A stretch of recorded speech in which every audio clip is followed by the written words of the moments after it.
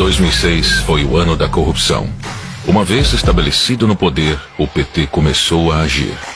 Que o Brasil votou sem medo de ser feliz. Nos primeiros anos do governo Lula, os esquemas de corrupção foram colocados em prática. O escândalo dos bingos veio à tona em 2004. Em 2005, o escândalo dos Correios deu origem às investigações do Mensalão. No meio de tudo isso, ainda teve o caso conhecido como dólares na cueca. Em 2006, a máfia dos sanguessugas desviava dinheiro destinado à saúde.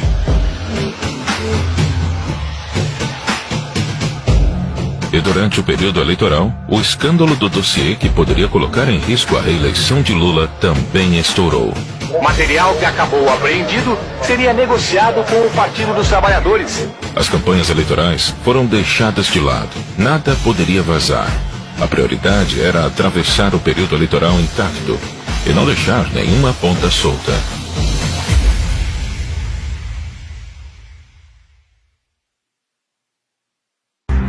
Com o PT no poder, a esperança do brasileiro era de mudança. E a mudança aconteceu, mas só para os seus aliados políticos. Antes de Lula ser eleito, aconteceu a crise dos bingos. Valdomiro Diniz, na época presidente da Loteria do Estado do Rio de Janeiro, foi pego extorquindo empresários para enriquecer o PT. Um dos extorquidos, o bicheiro Carlinhos Cachoeira, gravou Valdomiro pedindo propina e garantindo em troca o monopólio de loterias virtuais. A promessa não foi cumprida e Cachoeira divulgou o vídeo em 2004. A fita de vídeo a que se referia o subprocurador foi gravada por Cachoeira em 2002. A crise desestabilizou pela primeira vez o governo Lula. A confissão de Valdomiro Diniz de que, de fato, tinha pedido dinheiro a Carlos Cachoeira para campanhas eleitorais e propina para um amigo. Quando o caso estourou, Valdomiro Diniz era assessor da Casa Civil, governada por José Dirceu, líder do PT. Diniz foi exonerado do cargo no mesmo dia. Para atenuar a crise, Lula passou uma medida provisória que proibiu o funcionamento de casas de jogos de azar. A segunda crise aconteceu em 2005. O governo federal determinou a abertura de inquérito para apurar denúncia de corrupção nos Correios. Um diretor da empresa, flagrado cobrando propina de empresários, foi afastado. A gravação mostrava Maurício Marinho, diretor dos Correios, recebendo propina de empresários em troca de favorecimento em licitações. Com uma câmera escondida, os empresários gravaram todo o encontro mês passado na sede dos Correios. Na gravação, ele explicou o esquema de corrupção e afirmou que tinha autorização do então presidente do PTB, Roberto Jefferson, para realizar a fraude. Através da assessoria, Roberto Jefferson informou que o partido repudia a acusação de que o PTB tenha esquema de arrecadação no serviço público.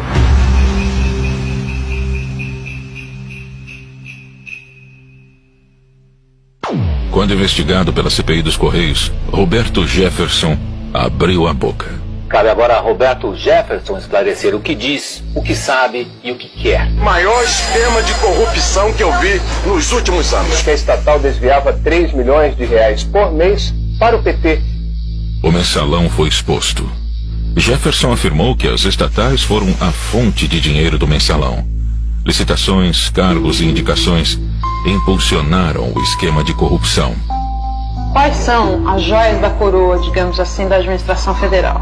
Petrobras, Furnas, Eletrobras, os fundos de pensão. Roberto Jefferson apareceu para depor. Chegou mostrando um hematoma no rosto, consequência de um acidente doméstico. Desconfie de quem não ouviu falar no mensalão. Ou se omite por medo de enfrentar o que eu estou enfrentando aqui, ou recebe. Roberto Jefferson lançou acusações graves contra o governo. Afirmou que o PT pagava mesada para deputados de partidos aliados votarem a favor de projetos do governo. Ele fez de tudo para as investigações não chegarem ao nome de Lula. Ô Zé Dirceu, se você não sair daí rápido, você vai fazer réu um homem inocente que é o presidente Lula. Rápido, sai daí rápido, Zé. para você não fazer mal a um homem bom, correto, que eu tenho orgulho de ter apertado a mão. José Dirceu foi a testa de ferro do caso. Coloca o então ministro-chefe da Casa Civil em posição central, posição de organização e liderança da prática criminosa. Ele era a principal liderança do governo petista e aceitou ser responsabilizado por toda a articulação do esquema para salvar o presidente. O esquema envolvia também o tesoureiro do PT, Delúbio Soares, e o publicitário do governo, Marcos Valério. E assim surgiu a figura de Marcos Valério, e que seria o responsável pelo dinheiro do mensalão. O encontro de José Dirceu com o presidente do BMG, acompanhado de Valério e Delúbio Soares, ocorreu no dia 20 de fevereiro de 2003. Lula brincou de ator e fingiu surpresa com o caso. Estou convencido que esse negócio de mensalão me cheira um pouco a folclore dentro do Congresso Nacional. Pode ter outro tipo de coisa que os deputados podem saber, mas eu não acredito que tenha mensalão. José Dirceu, da Casa Civil, foi o primeiro a deixar o ministério. Não me considero fora do governo, me considero parte integrante do governo. José Dirceu saiu da Casa Civil e Lula colocou uma antiga revolucionária do Partido dos Trabalhadores no cargo, Dilma Rousseff. É um compromisso comigo mesmo, de agradecer a todos aqueles que rezaram por mim, que fizeram orações por mim.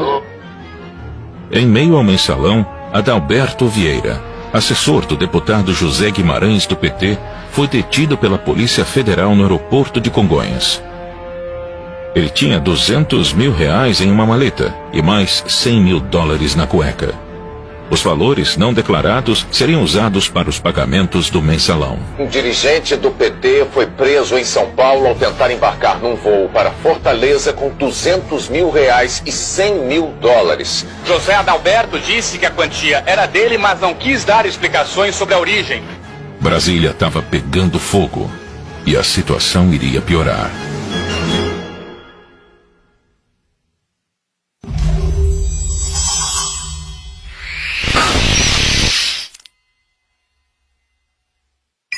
Na Operação Sanguessuga foram cumpridos 46 mandados de prisão contra políticos e assessores. A acusação era desvio de verbas do orçamento da União por meio da compra superfaturada de ambulâncias por prefeituras. Em maio de 2006, a Polícia Federal iniciou a Operação Sanguessuga.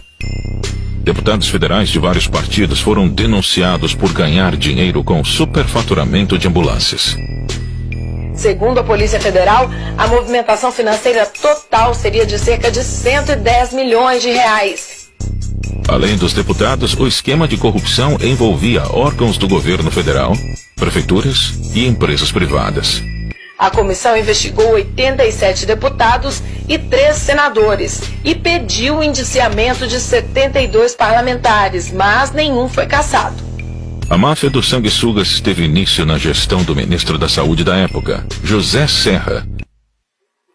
Em Cuiabá, a Polícia Federal abriu inquérito sobre a origem do dinheiro encontrado com Gedimar Pereira Passos e Valdebran Padilha. Os dois devem ser transferidos de São Paulo para Cuiabá ainda esta noite. Devem depor a Polícia Federal e ao Ministério Público Federal. Faltando um mês para o primeiro turno, outro escândalo surgiu. Os petistas Valdebran Padilha e Gedimar Pereira foram presos com R$1.700.000 no Hotel Ibis, em São Paulo. Valdebran Padilha se hospedou neste hotel na quarta-feira da semana passada. Ele revelou à Polícia Federal que naquele mesmo dia recebeu de Gedimar Passos o total de R$1 milhão. O restante do dinheiro só seria entregue depois que o dossiê chegasse a São Paulo. O pagamento estava combinado para sexta-feira até a hora do almoço e o negócio seria fechado no quarto do hotel. A dupla ia usar o dinheiro para comprar um dossiê que comprovaria o envolvimento de Serra e Alckmin com a máfia dos sanguessugas. As imagens mostram o então ministro da Saúde, José Serra, numa solenidade pública de entregas de ambulância. O material que acabou apreendido seria negociado com o Partido dos Trabalhadores.